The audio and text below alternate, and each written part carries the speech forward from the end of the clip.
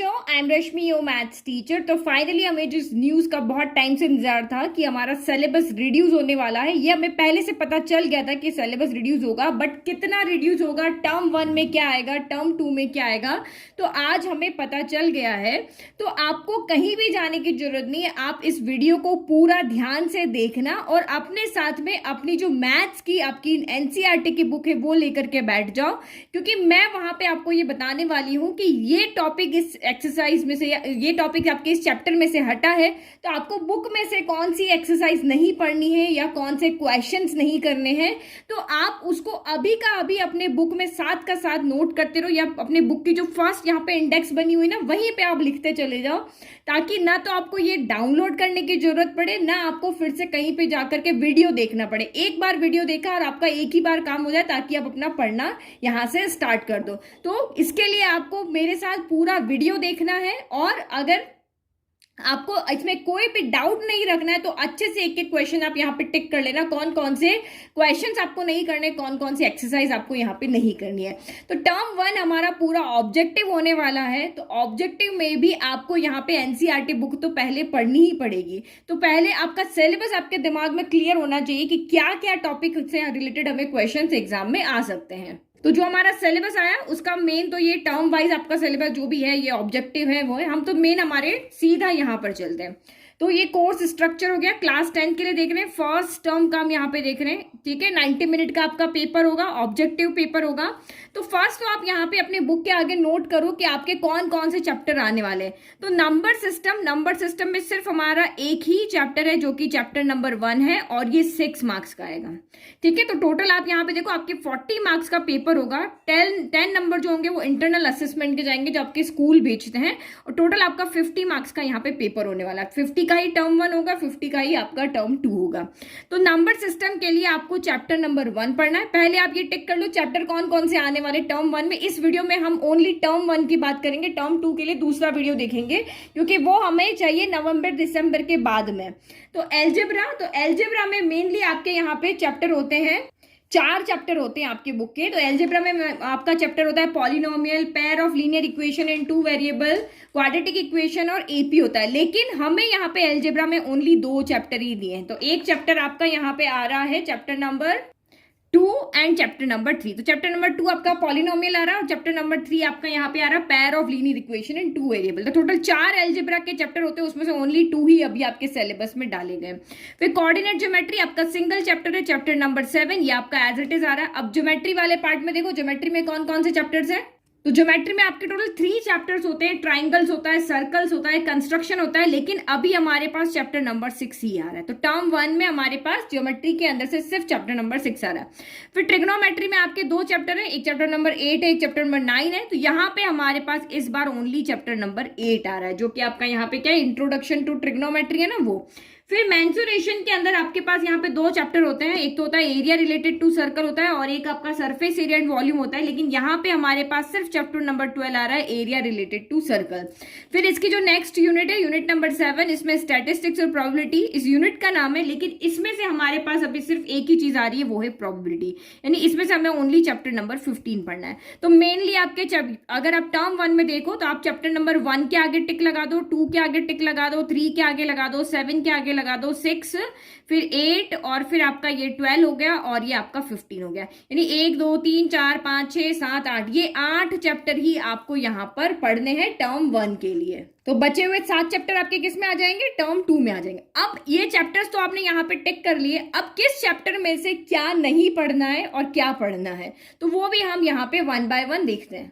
तो जो आपको इंटरनल असेसमेंट के 10 नंबर मिलने वाले थे ना, अभी देखो मैंने आपको यहाँ पे बताया था कि स्कूल से आपके जो है इंटरनल असेसमेंट के आपके 10 नंबर जाने वाले। तो इस 10 नंबर को कैसे मिलेंगे, तो वो भी इन्होंने यहाँ पे उसको डिवाइड कर रखा है। कैसे डिवाइड कर रहा है ये देखो, पीरियोडिक टेस्ट होंगे उनके 3 मार्क्स जाएंगे, मल्टीपल असेसमेंट जो स्कूल में होंगे उसके 2 मार्क्स जाएंगे, पोर्टफोलियो के आपके यहाँ पे 2 जाएंगे, और स्टूडेंट इनरिचमेंट या एक्टिविटीज होगी जो प्रैक्टिकल वर्क होगा उसके 3 जाएंगे। तो टोटल मिला के 10 नंबर ये आपके जाने वाले हैं।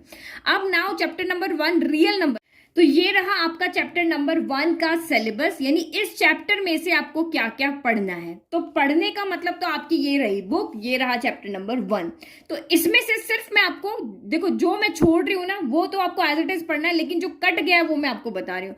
तो इसमें से आपका यूक्लिड डिवीजन लेमा वाला जो टॉपिक है पूरा का पूरा कैंसिल हो गया, यानी कि आपको जो एक्सरसाइज 1.1 है वो नहीं पढ़नी है। तो आप भी अपनी बुक में ऐसे ही सर्कल करते जाओ कि इस चैप्टर में से मुझे यूक्लिड डिवीजन लेमा से रिलेटेड कोई भी क्वेश्चन नहीं करना है। तो यूक्लिड डिवीजन लेमा का ना इंट्रोडक्शन पढ़ना है ना आपको यहाँ पे क्वेश्चन करना है। तो एक्सरसाइज 1.1 आपको बिल्कुल भी नहीं पढ़नी है। और एक और जो आपका टॉपिक यहाँ पे हटा है, जो आपके प्रूव दैट वाले क्वेश्चन है ना कि आप रूट 2 को इरेशनल प्रूव करो, रूट 3 को इरेशनल प्रूव करो, तो ये वाला टॉपिक भी आपका यहाँ से हट गया है। तो इससे रिलेटेड आपको एक्सरसाइज यहाँ पर 1.3 भी नहीं पढ़नी है। समझ में आ गया? तो यहां से देखो कौन कौन सी एक्सरसाइज नहीं पढ़नी है। तो ये रही हमारी एक्सरसाइज 1.1। ना तो ये एक्सरसाइज पढ़नी है, ना इसके हमें कोई एग्जाम्पल्स देखने हैं। फिर उसके बाद में है हमारा ये आपका यह रिविजिटिंग इरेशनल नंबर्स। तो ये अभी आपको यहाँ पे एग्जाम्पल्स कुछ भी नहीं पढ़ना। ये प्रूव दैट इरेशनल वाला एक भी क्वेश्चन आपका एग्जाम में नहीं आने वाला है, क्योंकि अगर मैं आपको बताऊं ना कि ये सिलेबस आपको पढ़ना है तो वहां आप कंफ्यूज हो गए। लास्ट ईयर भी ऐसे ही हुआ था।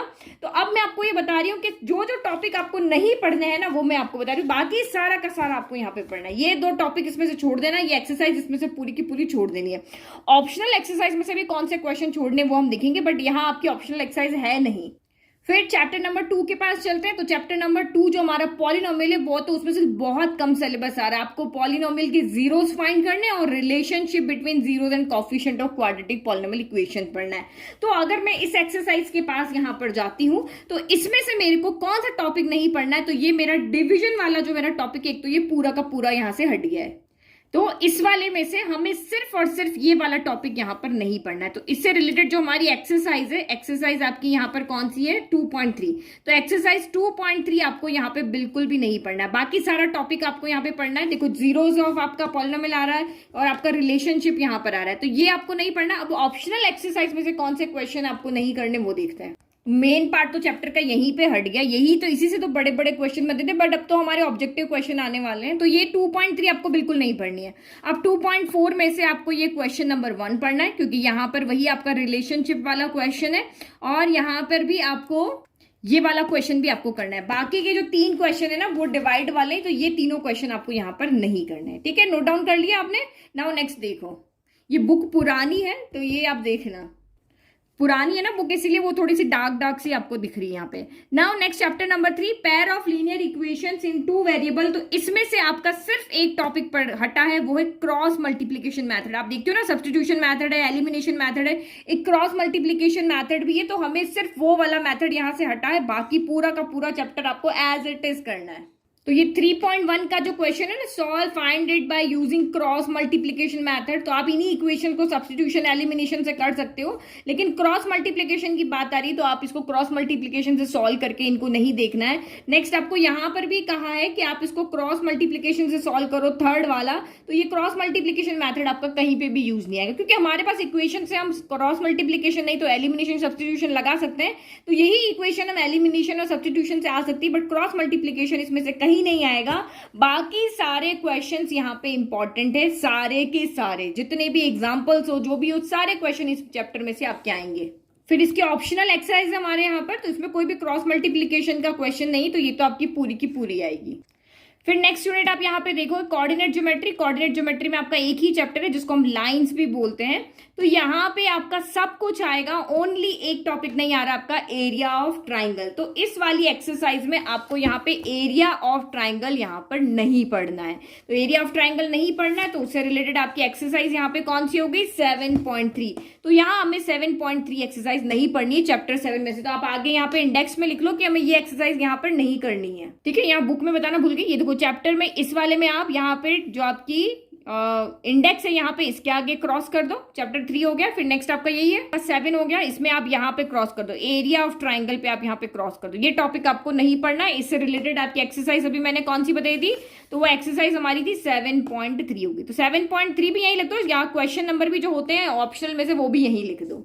तो यहाँ ऑप्शनल में अगर आप यहाँ पे देखोगे ये आपका आ रहा है, देखो क्वेश्चन नंबर 6 नहीं करना है, क्वेश्चन नंबर आपका 7 में भी ये जो एरिया फाइंड करने वाला पॉइंट है ना, ये आपको यहाँ पे नहीं करना है। तो ये इसमें जो भी ये कैलकुलेट द एरिया वाला पोर्शन ना, ये आपका हट जाएगा। तो 6 भी नहीं करना है, 7 भी नहीं करना है, ये बाकी के इसके दूसरे सब पार्ट यहाँ पे कर सकते हो, लेकिन जहाँ एरिया आपको पूछा वो पॉइंट आपको यहाँ पे नहीं करना है। नाउ नेक्स्ट देखो, तो अब बारी है हमारे सबसे बड़े भयानक वाले चैप्टर की, जो है ट्राइंगल्स। और आपको पता है इस चैप्टर में से कुछ भी नहीं हटा है, ये चैप्टर आपका पूरा का पूरा एज इट इज आ रहा है, इसमें से एक भी टॉपिक आपका यहाँ पर नहीं हटा है। तो ट्राइंगल्स चैप्टर जो है वो आपको कंप्लीट एज इट इज पढ़ना है। जो आपका पुराना सिलेबस था ना, जो ये 9 पॉइंट्स आपके यहाँ पर थे, जो भी थ्योरम्स थी उससे रिलेटेड क्वेश्चंस थे, वो एज इट इज आपके यहाँ पे फुल टू फुल चैप्टर आ रहा है। तो भाई हमारे चैप्टर नंबर जो 6 है उसके आगे आप यहाँ पे टर्म 1 करके लिख दो और ये फुल कर दो। कंप्लीट चैप्टर आ रहा है, नो डिलीशन नो रिडक्शन है यहाँ पर, ठीक है। तो यहाँ पे हमने लिखा था यहाँ फुल कर दो, इसमें एक भी टॉपिक आपका यहाँ पर नहीं छूटेगा। फिर उसके बाद में आपका ट्राइंगल्स के बाद में ट्रिग्नोमेट्री। तो इंट्रोडक्शन टू ट्रिग्नोमेट्री जो लास्ट ईयर हटा था ना, वही इसमें हटा है। वो आपका ये चैप्टर में से टॉपिक हटा आपका ये कॉम्प्लीमेंट्री एंगल्स वाला। कौन सा टॉपिक इसमें से हटा है? तो ये है आपका यहाँ पर, इसमें से आप देखोगे ना, ये वाला पूरा का पूरा टॉपिक आपका यहाँ से हट गया है, कॉम्प्लीमेंट्री एंगल्स वाला। तो इससे रिलेटेड आपकी एक्सरसाइज कौन सी नहीं पढ़नी है? तो ये पेज नंबर 187 से हमारा ये टॉपिक स्टार्ट हो रहा है, कॉम्प्लीमेंट्री एंगल्स। तो ये एक्सरसाइज 8.3 हमें यहाँ पे बिल्कुल भी नहीं पढ़ना है। कौन सी एक्सरसाइज?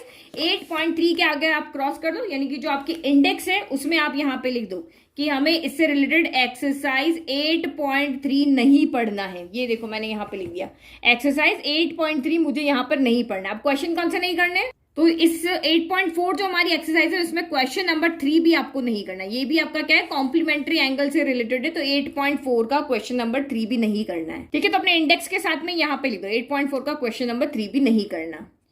तो फिर चैप्टर नंबर 12, तो इसमें से भी आपका कुछ भी टॉपिक नहीं हटा है, सिर्फ एक क्वेश्चन के अलावा। एक क्वेश्चन कौन सा हटा है? तो जब आप सेगमेंट ऑफ सर्कल की बात करते हो तो सेगमेंट ऑफ सर्कल में आपको एंगल 60 पढ़ना है, एंगल 90 पढ़ना है, बट आपका सिर्फ एक एंगल जो है 120 डिग्री वो आपको नहीं पढ़ना है। तो उस 120 डिग्री से रिलेटेड आपका एक एग्जाम्पल है यहाँ पर, एग्जाम्पल नंबर 3, तो वो आपको यहाँ पे नहीं करना है। बाकी ये देखो इतना लेंथी एग्जाम्पल है, पूरा ये सोल्यूशन है यहाँ पर दिख रहा है, यहाँ से लेकर के यहाँ तक। तो ये वाला आपको यहाँ पे सिर्फ एक टॉपिक आपका यहाँ से हट गया है, जो 120 डिग्री एंगल वाला जो सेगमेंट वाला पार्ट है वो नहीं करना है। तो इंडेक्स में आप क्या लिखोगे? यहाँ पे सेगमेंट ऑफ सर्कल में एंगल 120 डिग्री वाले जो क्वेश्चन है वो आपको यहाँ पर नहीं करने हैं। नाउ नेक्स्ट देखो, तो इस चैप्टर में से भी आपका कुछ भी डिलीट नहीं हुआ है, ये पूरा का पूरा चैप्टर आपका रहा है। जो उसका सिलेबस है वो कंप्लीट सिलेबस है, फुल चैप्टर आपका यहाँ पर आ रहा है। तो देखो कितना कम सिलेबस आपका यहाँ पे हुआ है, कितने कम जो टॉपिक है वो यहाँ से हटे हैं, ठीक है। तो ये रहा हमारा सिलेबस। जो 7 चैप्टर मैंने आपको बताए थे यहाँ पर, वो बस आपके ध्यान में होने चाहिए, वो आपने आगे लिख लिए होंगे। चैप्टर नंबर आपके थे यहाँ पर 1, 2, 3, 7, 8, 12 एंड 15 टॉपिक हमने लिख दिए। बहुत कम टॉपिक यहाँ पर कम हुए हैं, तो अब अपनी पढ़ाई आप स्टार्ट कर लो। आई होप कि बहुत सारे बच्चों ने 3-4 जो स्टार्टिंग है लगभग, अब मैं मानती हूँ कि 1, 2, 3 चैप्टर तो कर लिए होंगे।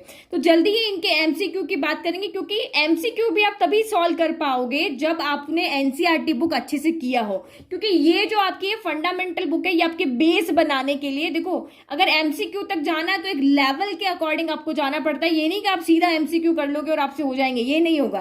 पहले एनसीईआरटी बुक सॉल्व करेंगे, उसके बाद एनसीईआरटी एग्जाम्पलर करेंगे, उसमें हम एमसीक्यूज देखेंगे, आरडी शर्मा के एमसीक्यूज देखेंगे, फिर और हमारे लास्ट 10 साल में जो एमसीक्यू क्वेश्चन आए हम वो देखेंगे, फिर उसके बाद हम जो केस बेस्ड क्वेश्चन और रीजनिंग वाले क्वेश्चन से हम वो वाले देखेंगे। और इस तरह करके स्टेप बाय स्टेप जो यहाँ पे बच्चा जाएगा वो एग्जाम में पूरे यहाँ पे 40 में से 40 लेकर आएगा। 10 तो आपके स्कूल के मार्क्स देंगे, तो ये तो आपकी स्कूल की एक्टिविटीज जो हमारी थी उस पर डिपेंड करेंगे।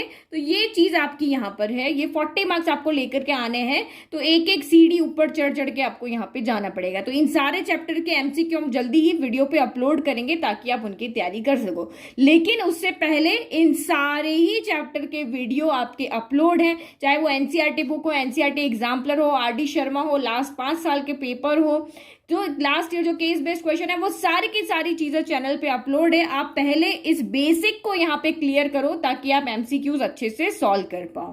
तो ये हो गया हमारा टर्म 1 का। अभी हमें यही देखना है। टर्म 2 भी जल्दी ही चैनल पे मैं वीडियो अपलोड कर दूंगी, बट उसकी जरूरत अभी हमें है नहीं। अभी तो आप ये देखो और अपनी पढ़ाई को स्टार्ट कर दो।